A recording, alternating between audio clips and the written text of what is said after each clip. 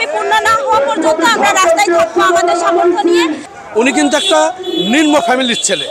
ওনার বাবা হলো কুতুবউদ্দিন, একটা গরুর খোয়ার ছিল, মানে মাঠে তিন যেসব ফসল খায় যেসব গরু, সেই গরুর খোয়ারে ওনারা।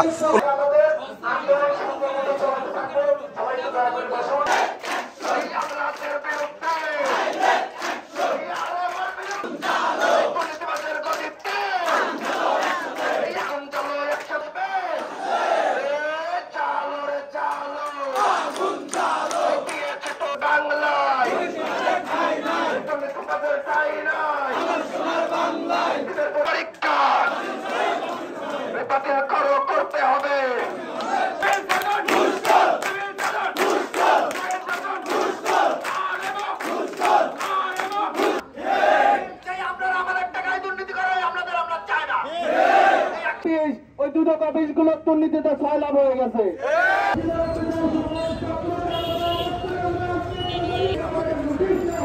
যে আলোড়ন সৃষ্টি হয়েছে এই ঘটনাটাকে কেন্দ্র করে, এটা খুবই ন্যাক্কারজনক একটা ঘটনা। এটার বিরুদ্ধে যদি কোনো প্রতিবাদ নাও হতো, তাও এই পরীক্ষাটা বাতিল করাটা প্রশাসনের নৈতিক দায়িত্ব। এই সিভিল সার্জন একটা দুর্নীতিবাজ, তার প্রমাণ দৃষ্টান্ত হয়ে আছে। উনি এর আগে ছিলেন চুয়াডাঙ্গাতে। উনি কিন্তু একটা নিম্ন ফ্যামিলির ছেলে। ওনার বাবা হলো কুতুবউদ্দিন, একটা গরুর খোয়ার ছিল, মানে মাঠে তিন যেসব ফসল খায় যেসব গরু, সেই গরুর খোয়ারে ওনাদের ইয়ে। প্রশাসন দুর্নীতির মাধ্যমে কিভাবে আমরা শুনেছি 15 লক্ষ থেকে 20 লক্ষ টাকা লক্ষ টাকার মাধ্যমে সমস্ত প্রক্রিয়া দুর্নীতিগ্রস্তর মাধ্যমে নিয়োগ করার প্রসেস করছে, এবং তারা সেটা অনেকটাই সম্পন্ন করেছে। এই দাবি যদি না মানা হয়, এখানে যে অবৈধভাবে যে নিয়োগ দেওয়ার জন্য এরা বাস্তবায়ন করতেছে, চেষ্টা করতেছে, এটার বিরুদ্ধে আমাদের আন্দোলন চলমান থাকবে ইনশাআল্লাহ। এই স্থগিতের যে নোটিশ দিয়েছে, এই নোটিশ আমরা মনে করি এটা মাত্র তামাশা মাত্র।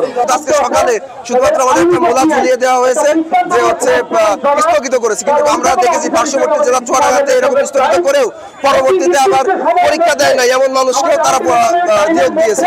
তো আমরা এই শুধুমাত্র মোলা ঝুলিয়ে এটা আমাদেরকে আশ্বস্ত করলে হবে না, আমাদেরকে এই নিয়োগ পরীক্ষা বাতিল করতে হবে, পুনরায় এই পরীক্ষা নেওয়ার ডেট দিতে হবে, এবং এর সাথে যারা জড়িত কুষ্টিয়া সদর হসপিটালের আরএমও থেকে শুরু করে সিভিল সার্জন এবং এই নিয়োগ বোর্ডে যারা জড়িত আছে না কিনা, এবং যারা যে সকল ডাক্তার আছে তাদের যতক্ষণ পর্যন্ত তারা বিচারের জন্য আমাদের আশ্বস্ত করা হবে, ততক্ষণ পর্যন্ত আমাদের কর্মসূচি চলবে।